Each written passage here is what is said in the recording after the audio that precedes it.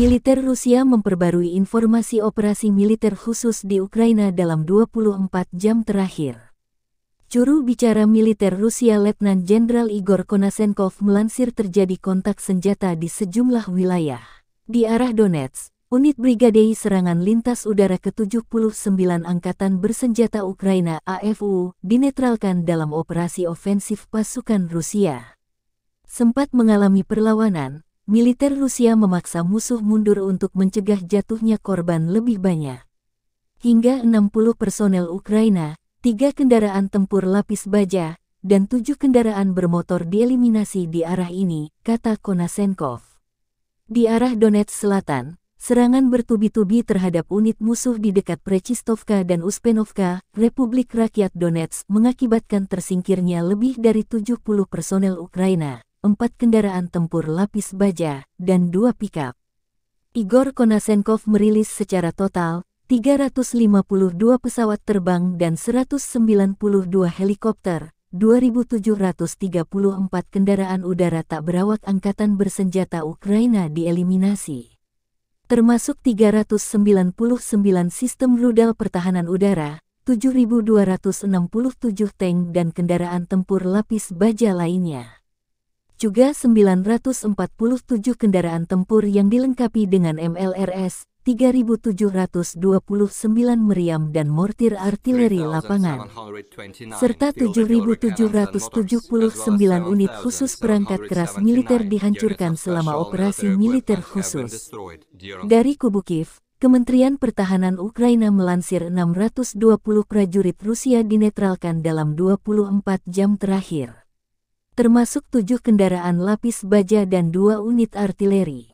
Secara total, Rusia kehilangan 103.220 prajurit, termasuk 283 jet tempur, 267 helikopter serta 1.707 drone.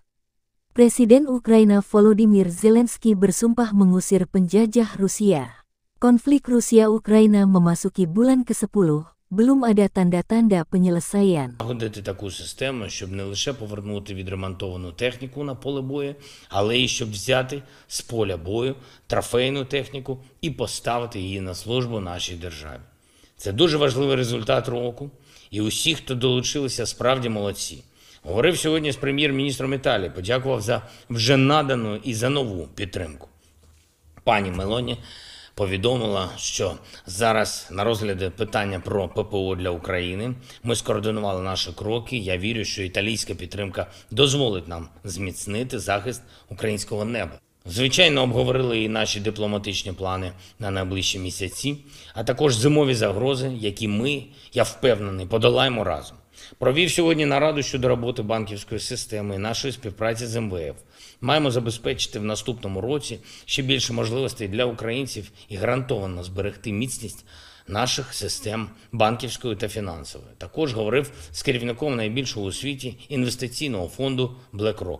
Отримав чергове підтвердження, що бізнес розвиненого світу вірить у нашу перемогу і готовий інвестувати у нашу відбудову. Спеціалісти цієї компанії вже допомагають Україні структурувати фонд відбудови нашої держави.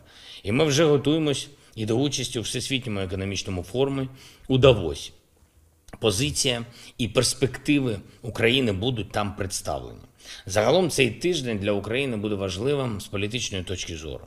Ми заходимо в наступний рік і маємо зберегти спільне розуміння наших національних цілей. Звичайно, це звільнення нашої землі від ворога. Також відновлення України, повернення наших людей додому, подальше зближення нашої держави з ключовими партнерами, відкриття нових можливостей для України у світі. Це все завдання на найближчий час. І не лише для держави, а для кожного і кожної з нас. Незабаром я представлю свій погляд на реалізацію цих завдань у щорічному посланні до Верховної Ради про зовнішнє і внутрішнє становище України. Хочу, щоб це послання було не звітом, а нашою з вами розмовою про наступний рік. Дякую всім, хто працює заради України, дякую всім, хто воює за нашу незалежність, дякую всім підрозділам наших сил оборони, які наближають поразку ворога. Слава Україні!